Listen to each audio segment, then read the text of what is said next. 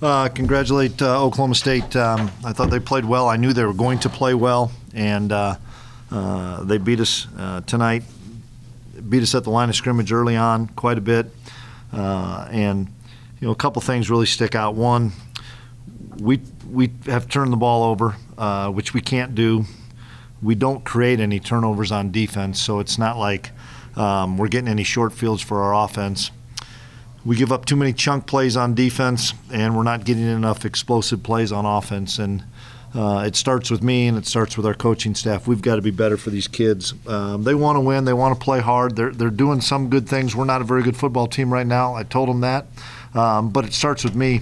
I've got to be a better head coach, and assistants got to put the kids in position to be a little bit more successful.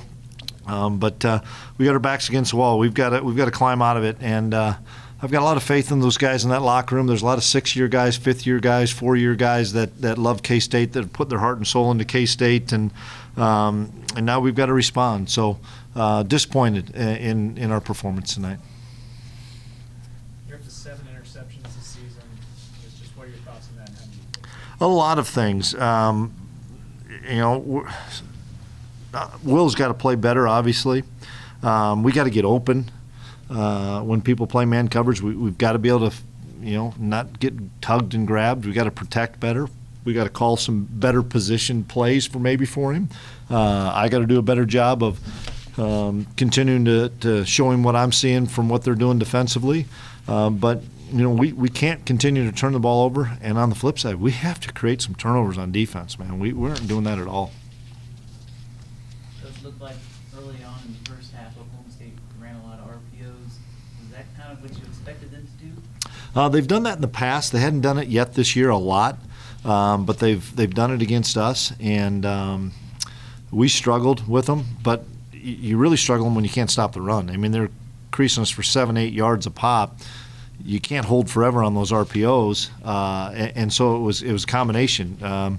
We were getting beat at the line of scrimmage, and they were getting some good yards, and then we didn't make the plays downfield in the RPO game. Or, you're going to give up some RPOs, but you got to tackle the guys, and we just didn't do that. And we've got to be better, and we've got to be better as coaches. And then you guys score that touchdown, go for 2. I mean, they don't get it to try and cut it to a 6-point game.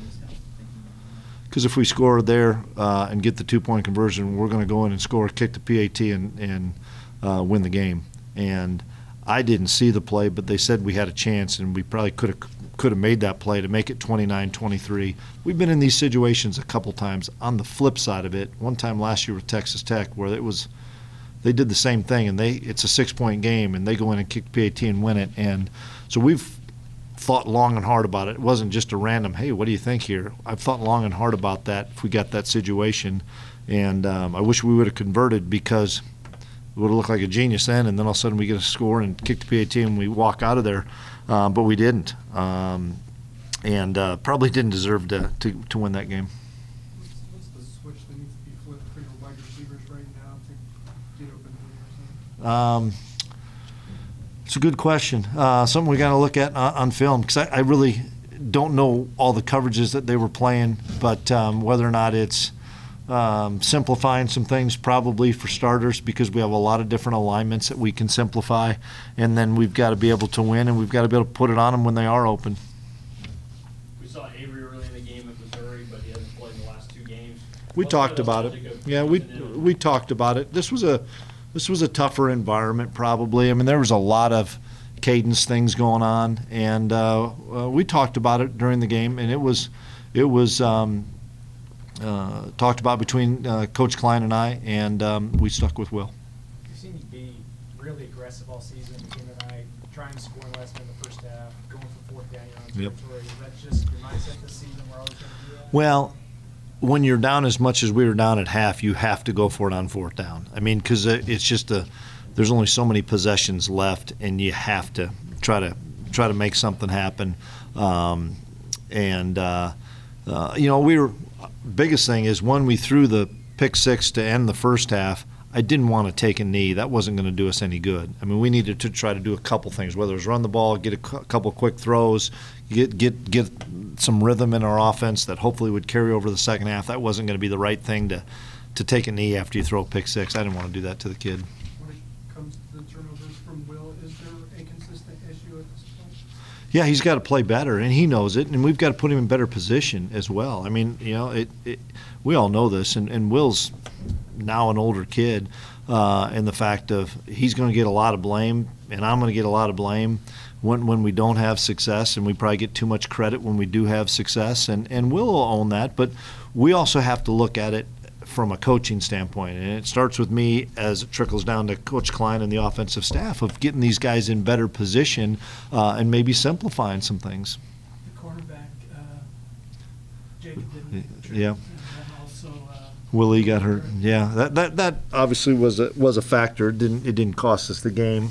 Jacob got hurt in the middle of the week of practice. We think he's day to day, week to week. So, but he couldn't make the trip. And then I didn't get clarification of what Willie's injury was. But we had to go with Keenan and Justice James, and we feel like we have some depth there. So those two guys, I thought, came in and busted their tail and gave us an opportunity. All this stuff being said, we still had the ball at midfield with a chance to go in and tie it. As frustrated as I am, and as frustrated as those guys are in that locker room. Despite the struggle, you guys still, after that first drive, held them out of the end zone for the rest of the game. Yeah, I would have never thought that. I'm looking at that saying you can't be right, but I know they had the interception return and yeah. Yeah, but we still are giving up too many explosive plays, and I know that Coach Klieman would be the first one to say that. They got 174 yards rushing, 238 passing. Once again, if you're going to play a game and get 400 yards of offense and not turn the ball over, likelihood you're going to have a chance to win. And we've got to find ways to create some turnovers. You had the blocks, field goal, some mistakes on special Yep. teams, kicks out of bounds and stuff. I mean, at this point, how do you go about fixing it? Well, the block field goal was huge. That got him points. Chris overkicked it, went out of bounds. I thought Jack was really good, again, punting the football. And their kid kicked it out of the end zone or out of bounds as well. So there was really no return game today. Obviously, you guys lost some talented players from last season, but is there something that's missing philosophically or emotionally for the players this year? That's what we got to figure out. That's my job and us job as coaches. We all know this is not last year, and we got targets on our backs this year from what we did last year. And we got a lot of guys in that locker room that care. A lot of guys in that locker room that will rally the troops in there. But yeah, we're not where we need to be, and that's my job to get us to where we need to be.